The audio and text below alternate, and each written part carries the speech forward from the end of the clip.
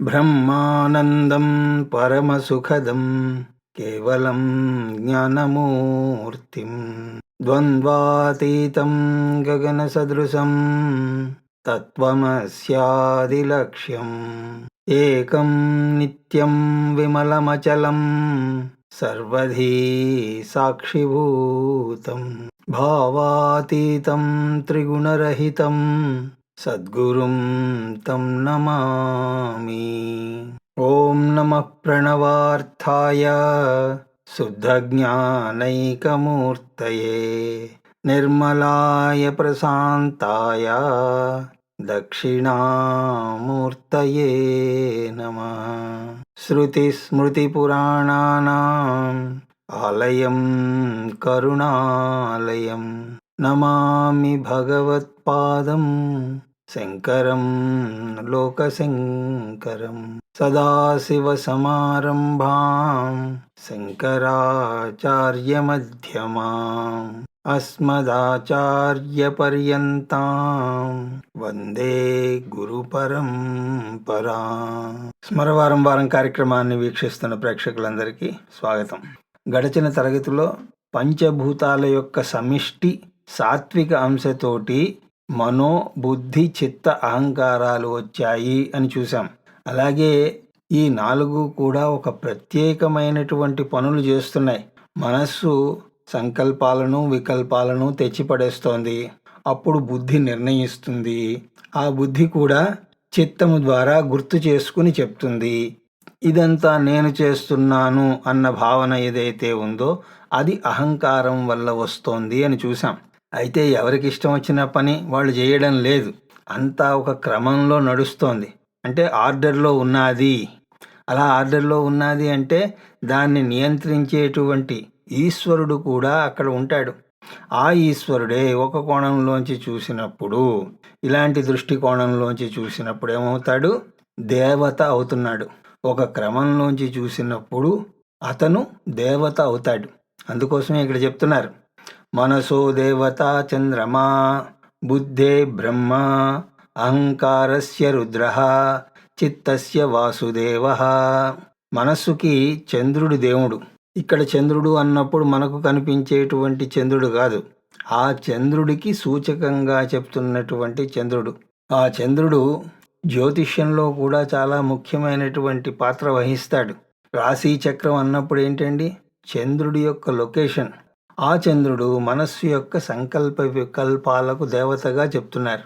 ఈ చంద్రుడు ఎవరు అన్నప్పుడు ఆ ఈశ్వరుడే. మనసు అనే కోణంలోంచి చెప్పినప్పుడు ఆ మనసును నియంత్రించడానికి ఏ శక్తి అయితే ఉన్నదో దానిని చంద్రుడు అని అన్నారు. అయితే ఇప్పుడు చెప్పండి, ఆ చంద్రుడెవరు? ఈశ్వరుడే. ఈశ్వరుడెవరు? బ్రహ్మ. అంటే ఇప్పుడు చంద్రుడెవరు? బ్రహ్మయే. ఎలాగైతే మన జ్ఞానేంద్రియాలకు కూడా మనం దేవతలను చెప్పామో ఆ విధంగా ఇక్కడ వీటికి దేవతలను చెప్తున్నారు. మనసుకి చంద్రుడు దేవత, ఆ తర్వాత బుద్ధే బ్రహ్మ. కొన్ని చోట్ల సూర్యుడు అని కూడా అంటారు. బ్రహ్మ అంటే చతుర్ముఖ బ్రహ్మ. బ్రహ్మ విష్ణు మహేశ్వరులు అని చెప్తున్నాం కదా. అందులో ఆ బ్రహ్మగారు బుద్ధికి అది దేవత. బ్రహ్మ అంటే సృష్టి చేయాలి కదా. సృష్టి చేయాలి అంటే బుద్ధి కావాలి. ఆ విధంగా ఇక్కడ బుద్ధికి అధిదేవతగా బ్రహ్మగారిని చెప్పారు. ఆ తర్వాత అహంకారస్య రుద్రః, అహంకారానికి రుద్రుడు అధిదేవత. అలాగే నేను నేను అనేది అంటున్నాను కదా, దానికి రుద్రః. ఏ శక్తి అయితే సృష్టిస్తే అది బ్రహ్మగా అవుతున్నాడు. పరిపాలించినప్పుడు విష్ణువు అంటున్నారు. లయం అవుతున్నప్పుడు రుద్రుడు అని అంటున్నారు. ప్రతిదీ కూడా నేను అన్న దాంట్లో లయిస్తోంది కదా. ఆలోచనలన్నీ కూడా నేను అన్న దాంట్లోనే లయం అవుతున్నాయి. అందుకోసం రుద్రః. ఆ తర్వాత చిత్తస్య వాసుదేవః. ఇక్కడ వాసుదేవః అన్నప్పుడు అర్థం విష్ణువు అని. అయితే విష్ణువుని ఇంకో దానికి కూడా దేవత అని చెప్పారు. వీళ్ళకి 2-3 పోర్ట్ఫోలియోలు ఉంటాయి అని చూసాం కదా. పాదయోర్ విష్ణు, పాదాలకు అధిదేవత విష్ణువు అని చూసాం. ఇక్కడ చిత్తము అన్నప్పుడు గుర్తు ఉండాలి కదా. గుర్తు ఉండేటువంటి స్థితి. నా కుటుంబం చక్కగా ఉండాలి అంటే నా భార్య ఎవరో నాకు గుర్తుండాలి, నా పిల్లలు ఎవరో నాకు గుర్తుండాలి. అంతేగాని పక్కింటి భార్యను నా భార్య అనుకుంటే బాగుండదు కదా. ఆ స్థితి ఉండాలి. కాబట్టి ఆ స్థితికారకుడైనటువంటి విష్ణువు అక్కడ కావాలి. లేకపోతే ఇక కుటుంబ సంబంధాలు ఎక్కడి నుంచి ఉంటాయండి? అది ఎక్కడి నుంచి వస్తుంది అంటే గుర్తు నుంచే వస్తుంది. ఆ గుర్తు తెచ్చుకునే దానికి అధిదేవత కూడా విష్ణువు. ఈ విధంగా ప్రతిదానికి ఒక అధిదేవత, ఒక భగవంతుణ్ణి చెప్పడం ఎందుకు అంటే, ఏ విధంగా చూసినా సరే నువ్వు ఆ భగవంతుడితో సంబంధం కలిగి ఉన్నవాడివే అని చెప్పడం కోసం. నువ్వు ఆయనతో సంబంధం పెట్టుకోను అని అనుకున్నా సరే ఆల్రెడీ నీకు ఆయనతో సంబంధం ఉన్నది. కంటితో సంబంధం ఉన్నది, చెవితో సంబంధం ఉన్నది, ముక్కుతో సంబంధం ఉన్నది, చర్మంతో సంబంధం ఉన్నది, రుచితో సంబంధం ఉంది. ఈ విధంగా నువ్వు జీవుడుగా ఉన్నా సరే ఆయనతో సంబంధం ఉన్నవాడివే. మనసు కూడా ఆయనతో సంబంధం ఉన్నదే. అందుకోసమే కొత్త సంబంధాలు ఏం పెట్టుకోనక్కర్లేదు. నీకు జ్ఞానం ఉన్నా లేకపోయినా సరే నువ్వు భగవంతుడితో సంబంధాన్ని కలిగే ఉన్నావు. సైన్స్లో కూడా అదే చెప్తారు కదండి. You are connected to the whole. ఆ హోల్నే మనం గాడ్ అని అంటున్నాం. ఆ హోల్నే వివిధ కోణాల్లోంచి చూసినప్పుడు ఇంద్రుడు, చంద్రుడు, బ్రహ్మ, విష్ణువు, మహేశ్వరులు ఇత్యాదులుగా చూస్తున్నాం. ఆయన ఒక్కడే, కానీ ఆ విధంగా మనం చూస్తున్నాం. అలాగా నేను ఏ విధంగా చూసినా సరే ఆయనతో సంబంధం కలిగిన వాడినే. భగవంతుడితో సంబంధం అన్న తర్వాత ఆనందమే కదండి. ఆనందం కాక ఇంకేముంటుంది చెప్పండి. ఇక నేను కొత్త సంబంధాలు పెట్టుకుంటాను అన్నా కూడా అక్కడ ప్లేస్ లేదు. సంబంధం పెట్టుకోవాలన్నా కూడా ఎక్కడి నుంచి పెట్టుకుంటారు? పాదయోర్ విష్ణు హస్తయో ఇంద్ర. ఇంకేం సంబంధం పెట్టుకుంటారు? ఇంకా లోపలికి వెళితే ఒక్కొక్క వేలిలో ఒక్కొక్క భాగానికి కూడా ఒక దేవతను ఉన్నారు. కానీ ఏదో మనం స్థూలంగా చెప్పేస్తున్నాం. కాబట్టి ఇక్కడ కంగారు పడాల్సిన పని లేదు. దాన్ని తెలుసుకుంటే చాలు. నువ్వు బయట ఎక్కడా లేవయ్యా, ఆ భగవంతుడి ఒడిలోనే ఉన్నావు అని తెలుసుకుంటే చాలు. ఆ విధంగా ఇప్పటిదాకా మనం చూసింది ఏమిటి అంటే, ఆ పంచమహాభూతాల యొక్క సాత్విక అంశలోంచి 3 గుణాలు ఉన్నాయని చూసాం కదా. అందులోని సాత్విక గుణంలోంచి పంచ జ్ఞానేంద్రియాలు, అంతఃకరణ చతుష్టయము వచ్చాయి. అయితే ఇదంతా కూడా ఇంకా సూక్ష్మంగానే ఉన్నాయి. ఇంకా ఏమేం గుణాలు ఉన్నాయి? రజోగుణం ఉన్నది, తమో గుణం ఉన్నది. మరి ఆ రజోగుణంలోంచి ఏమేమి వచ్చాయి అన్నప్పుడు, ఏతేషాం పంచతత్వానాం మధ్యే ఆకాశస్య రాజస అంశాత్ వాగీంద్రియం సంభూతం, వాయో రాజస అంశాత్ పాణీంద్రియం సంభూతం, వహ్నే రాజస అంశాత్ పాదేంద్రియం సంభూతం, జలస్య రాజస అంశాత్ ఉపస్థేంద్రియం సంభూతం, పృథివ్యా రాజస అంశాత్ గుదేంద్రియం సంభూతం, ఏతేషాం సమిష్టి రాజస అంశాత్ పంచ ప్రాణాః సంభూతాః. ఈ పంచమహాభూతాల యొక్క రాజస గుణంలోంచి ఏమి వచ్చాయి అన్నప్పుడు, ఆకాశస్య రాజస అంశాత్ వాగీంద్రియం సంభూతం. ఆకాశంలోని రాజస అంశలోంచి వాగేంద్రియము అంటే మాట్లాడేటువంటి ఇంద్రియం. నాలుకకు 2 పోర్ట్ఫోలియోలు ఉన్నాయి అని చెప్పాను. అది రసనేంద్రియము, వాగేంద్రియం కూడా. రుచి చూసేటువంటి ఇంద్రియము అంటే జ్ఞానేంద్రియము. వాగేంద్రియము అన్నప్పుడు కర్మేంద్రియము. క్రియ జరగాలి అంటే రాజసం అన్నది ఉండాలి. అందుకోసమే రాజస అంశలోంచి వాగేంద్రియం వచ్చింది. రాజస అంశ ఉన్నప్పుడే కదిలిక అన్నది ఉంటుంది. రజోగుణం ఉన్నప్పుడే కదలిక అన్నది ఉంటుంది. సత్వగుణం అన్నప్పుడు రమణ మహర్షిలా కూర్చునే ఉంటాడు. కానీ పని చెయ్యాలి అన్నప్పుడు రజోగుణం అన్నది ఉండాలి. అయితే ఒకే గుణం ఉంటుందా అంటే ఒకే గుణం ఉండడం కాదు. సత్వగుణం అన్నప్పుడు సత్వగుణ ఆధిక్యత, మిగతా 2 గుణాలు దాన్ని డిస్టర్బ్ చెయ్యవు.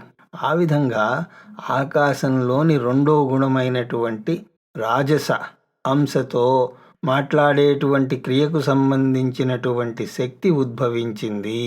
ఆ తర్వాత వాయువు యొక్క రాజస అంశ నుంచి చేతులు అంటే పని చేయడానికి బలానికి సంబంధించినటువంటి ఇంద్రియాలు వచ్చాయి. పనిచేసేటువంటి శక్తి, నేను శక్తివంతుణ్ణి అన్నప్పుడు ఎలా చూపిస్తారు?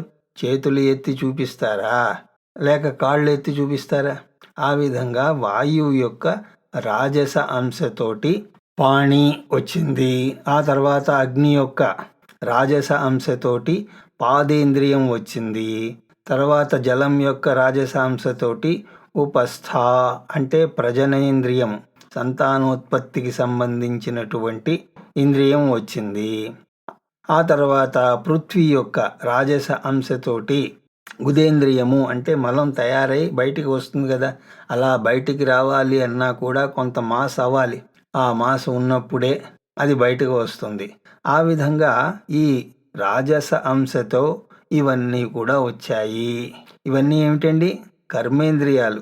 సాత్విక అంశతోటి జ్ఞానేంద్రియాలు, అంతఃకరణ చతుష్టయం వస్తే రాజస అంశతోటి కర్మేంద్రియాలు వచ్చాయి. అయితే ఈ పంచ జ్ఞానేంద్రియాలు, పంచ కర్మేంద్రియాలు ఇవన్నీ చెప్పుకున్నాం కదా. అవన్నీ ఎక్కడ చెప్పుకున్నాం? సూక్ష్మ శరీరంలో చెప్పుకున్నాం. ఇంకా మనం స్థూలంలోకి రాలేదు. అయితే ఈ కర్మేంద్రియాలన్నీ కూడా పని చెయ్యాలి అంటే ఏముండాలండి? కన్ను, ముక్కు, చెవి, చేతులు, కాళ్ళు అన్నీ ఉన్నాయి, కానీ ప్రాణం లేదు. అప్పుడు ఇవేమైనా పని చేస్తాయా? ఇవి పని చెయ్యాలి అంటే ప్రాణం ఉండాలి. అందుచేత ఏతేషాం సమిష్టి రాజస అంశాత్ పంచప్రాణాః సంభూతాః. వీటన్నింటి యొక్క సమిష్టి రాజస అంశలోంచి పంచప్రాణాలు వచ్చాయి. ఏమిటా పంచప్రాణాలు అంటే? ప్రాణ, అపాన, వ్యాన, ఉదాన, సమాన. ఇదంతా కూడా ప్రాణమయ కోసం. దాన్ని ఇంతకుముందు మనం చూసాం. ఆ విధంగా పంచభూతాల యొక్క సత్వ రజోగుణాల యొక్క అంశతోటి పంచ జ్ఞానేంద్రియాలు, అంతఃకరణ చతుష్టయము, పంచ కర్మేంద్రియాలు, అలాగే పంచ ప్రాణాలు ఇవన్నీ కూడా ఇప్పటిదాకా వచ్చాయి. ఆ విధంగా ఈ సూక్ష్మ ప్రపంచం యొక్క నిర్మాణం జరిగింది. సూక్ష్మ శరీరంలో ఏది ఉన్నాదో అదే సూక్ష్మ ప్రపంచంలో కూడా ఉంటుంది. అయితే ఇది సూక్ష్మ ప్రపంచం కాబట్టి ఇది మనకు కనపడదు. మనకి కనపడాలి అంటే ఈ గోడ ఎలా వచ్చింది, ఈ నీళ్ళు ఎలా వచ్చాయి అన్నప్పుడు వాళ్ళు ఏమంటారు అంటే సూక్ష్మమైనదే తర్వాత స్థూలం అవుతుంది. ముందు ఇది చెప్తే తర్వాత అది అర్థం అవుతుంది. కాబట్టి సూక్ష్మ ప్రపంచం వర్ణన ఇక్కడ చేశారు. ఆ వర్ణన ఇక్కడతోటి ముగిసింది. అపంచీకృత పంచమహాభూతాలు పంచీకరణ చెందక ముందు ఆ పంచమహాభూతాలతో ఏవైతే వచ్చాయో అదంతా కూడా సూక్ష్మ ప్రపంచం. అది స్థూలమవ్వాలి అంటే వాళ్ళు ఇప్పుడు ఏం చెప్తున్నారు? ఏతేషాం పంచతత్వానాం తామస అంశాత్ పంచీకృత పంచతత్వాని భవంతి. ఆ పంచభూతాల్లో ఉన్నటువంటి సత్వ రజోగుణాలను చూసాం. తమో గుణంలోంచి ఇప్పుడు మనం చూస్తున్నటువంటి పంచభూతాలు వచ్చాయి. పంచభూతాల యొక్క సత్వరజోగుణంలోంచి సూక్ష్మ ప్రపంచం వస్తే వాటి యొక్క తమో గుణంలోంచి స్థూల ప్రపంచం వచ్చింది. అంటే మనం ఉంటున్నటువంటి ఆకాశం, మనం పీలుస్తున్నటువంటి గాలి, మనం ఉపయోగించుకుంటున్నటువంటి అగ్ని, మనం తాగుతున్నటువంటి జలము, మనం ఉంటున్నటువంటి పృథ్వీ ఇవన్నీ కూడా ఎక్కడి నుంచి వచ్చాయి అంటే పంచభూతాల యొక్క తామస గుణంలోంచి వచ్చాయి. అందుకోసమే ఆకాశం వేరు, ఆకాశ తత్వం వేరు, వాయువు వేరు, వాయుతత్వం వేరు, అగ్ని వేరు, అగ్నితత్వం వేరు, జలం వేరు, జలతత్వం వేరు, అలాగే పృథ్వీ వేరు, పృథ్వీతత్వం కూడా వేరు. తత్వం అన్నప్పుడు సూక్ష్మం. సూక్ష్మ ప్రపంచంలోవి మనకి కనిపించవు, కానీ అవి కనిపించాలి అంటే స్థూలం అవ్వాలి. స్థూలమైనప్పుడే అవి మనకి కనిపిస్తాయి. అయితే ఆ స్థూలం ఎలా జరిగింది అంటే ఆ తామస గుణం వల్ల పంచీకరణ అనేటువంటి ఒక ప్రక్రియ జరిగింది. దానివల్ల సూక్ష్మభూతములలోని తామస గుణం వల్ల ఇవన్నీ కూడా స్థూలంగా మారాయి. ఆ ప్రక్రియని ఏమంటున్నారు అంటే పంచీకరణ అని అంటున్నారు. ఆ పంచీకరణం జరగడం వల్ల ఆకాశం మీరు నివసిస్తున్నటువంటి ఆకాశంగా మారింది, వాయువు పీల్చేటువంటి గాలిగా మారింది, అగ్నితత్వం మీరు ఉపయోగించుకునేటువంటి అగ్నిగా మారింది, జలతత్వం ఏదైతే ఉందో అది మనం తాగేటువంటి జలంగా మారింది. పృథ్వీతత్వం మనం నివసిస్తున్నటువంటి పృథ్వీగా మారింది. ఇదంతా ఎలా జరిగింది అంటే పంచీకరణ అన్న దాన్ని బట్టి జరిగింది. ఇంతకీ పంచీకరణ అంటే ఏమిటి? పంచీకరణం కథం ఇది చేత్ ఏతేషాం పంచమహాభూతానాం తామసాంసస్వరూపం ఏకమేకం భూత్వా ద్విధా విభాజ్య ఏకమేకమర్థం పృథక్ తృష్ణీం వ్యవస్థాప్య అపరమపరమర్థం చతుర్ధాం విభాజ్య స్వార్థమన్యేషు అర్థేషు స్వభాగచతుష్టయ సంయోజనం కార్యం తదా పంచీకరణం భవతి. ఏతేభ్యః పంచీకృత పంచమహాభూతేభ్యః స్థూల శరీరం భవతి. ఇక్కడ ఏం జరుగుతోంది అంటే మాయ నుంచి ఉద్భవించినటువంటి ఆకాశం ఏదైతే ఉందో అందులోని తామస గుణంతో ఉన్నటువంటి ఆకాశం రెండుగా విభజించబడింది. ఆ ఆకాశమే కాదు, అన్ని తత్వాలు, తామస గుణంలో ఉన్నటువంటి అన్ని తత్వాలు మొదట రెండుగా విభజించబడ్డాయి.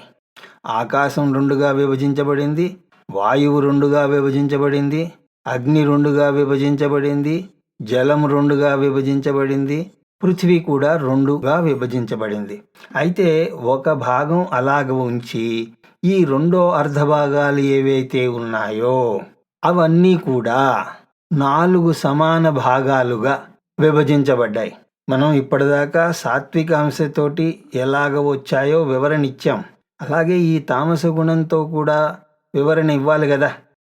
మనం ఈ ప్రపంచంలో జడము, భావోద్వేగాలు, జ్ఞానము అని ఈ 3 ఉన్నాయి అని చూసాం. భావోద్వేగాలకు, జ్ఞానానికి సంబంధించినటువంటి వివరణ ఇప్పటిదాకా ఇచ్చాం. ఈ తమో గుణం ద్వారా వచ్చిన దానికి కూడా వివరణ ఇవ్వాలి కదా. ఈ జడం అన్నది తమో గుణం ద్వారా వచ్చింది. అది ఎలా వచ్చింది అంటే ఇక్కడ పంచీకరణ అనేటువంటి ప్రక్రియ చెప్తున్నారు. ఆకాశం అనే భూతం అది 2గా విభజించబడింది. రెండవది మళ్ళీ 4గా విభజించబడ్డాయి. ఆ విధంగానే మిగతా భూతాలు కూడా విభజించబడ్డాయి. మిగతా భూతాలలోని 2వ అర్ధభాగంలో 4గా విభజించబడినటువంటి ఒక్కొక్కటి, ఇప్పుడు ఆకాశం ఉన్నప్పుడు మిగతా భూతాలలోని 8వ భాగం, 8వ వంతు భాగం ఏదైతే ఉందో, ఒక 8వ వంతు భాగం వాయువు, ఒక 8వ వంతు భాగం అగ్ని, ఇంకొక 8వ వంతు భాగము జలము, ఇంకొక 8వ వంతు భాగము పృథ్వీ. అంటే ఆకాశం మినహా మిగతా భూతాల యొక్క 8వ వంతు కలిసినప్పుడు అది పూర్ణమవుతుంది. అది ఆకాశం అవుతుంది. ఏ ఆకాశం అవుతుంది? మనం చూస్తున్నటువంటి ఆకాశం. అదేవిధంగా మిగతా భూతాలు కలిసినప్పుడు అగ్ని స్థూల అగ్నిగా మారుతుంది, అలాగే స్థూల వాయువుగా మారుతుంది. ఈ విధంగా ఒక్కొక్కటి కూడా 5గా అవుతాయి. ఒక ఆకాశం 5గా అయింది. ఎలాగా? అందులో అన్నీ ఉన్నాయి. అర్ధభాగం ఆకాశం అయితే మిగతా 4 భూతాలు కూడా 1/8వ వంతు ఉన్నాయి. ఆ విధంగా 5గా ఆకాశం అయ్యింది. 5గా అని ఎందుకన్నారు? అందుకోసమే దీన్ని పంచీకృతము అని అన్నారు. 5గా మారడం.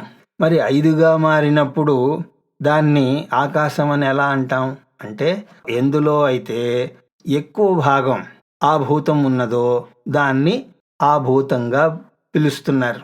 ఆకాశం సగభాగం ఉంటే దాన్ని ఆకాశం అన్నారు. అగ్ని సగభాగం ఉంటే అగ్ని అన్నారు. దీన్నంతటినీ కూడా మీకు చిత్రంలో చూపించే ప్రయత్నం చేశాను. అది చూస్తే మీకు అర్థమవుతుంది. ఆ విధంగా ఈ ప్రక్రియ మొత్తాన్ని పంచీకరణము అని అన్నారు. ఆ పంచీకరణం కారణంగా స్థూల భూతాలు అన్నవి ఏర్పడ్డాయి. అయితే తర్వాత విషయాలన్నీ కూడా మనం తర్వాత తరగతిలో దర్శించే ప్రయత్నం చేద్దాం అని తెలియజేసుకుంటూ, నా మాటల్ని ఎంతో శ్రద్ధగా వింటున్న మీ అందరికీ శిరస్సు వంచి నమస్కరిస్తూ, హరి ఓం తత్సత్.